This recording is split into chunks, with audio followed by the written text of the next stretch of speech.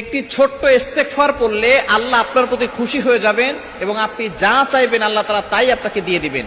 ছোট্ট একটি ইস্তেগফার, এই ইস্তেগফারটা হযরত আলী রাদিয়াল্লাহু তাআলা আনহু আমল করেছিলেন। একবার এক ব্যক্তি আলী রাদিয়াল্লাহু তাআলার কাছে এসেছেন, তখন তিনি যানবাহনে উঠবেন। এটা শামালে তিরমিজির 233 নম্বর হাদিসে রয়েছে।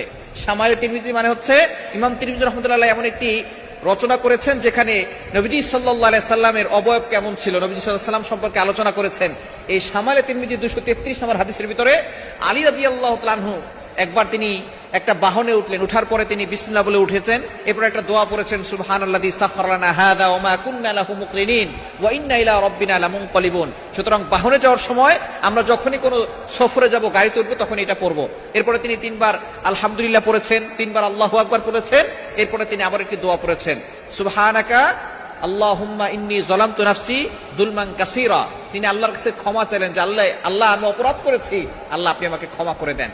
এই কথা বলে তিনি হেসেছেন, এই কথা বলে তিনি হেসেছেন এবং হাসার পরে তাকে জিজ্ঞেস করা হচ্ছে আপনি কেন হাসলেন?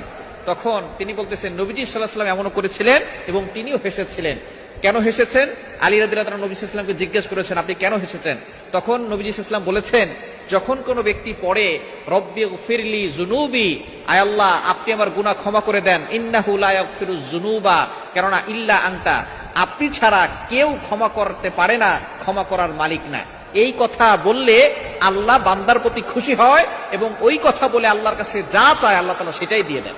সুবহানাল্লাহ বিহামদি।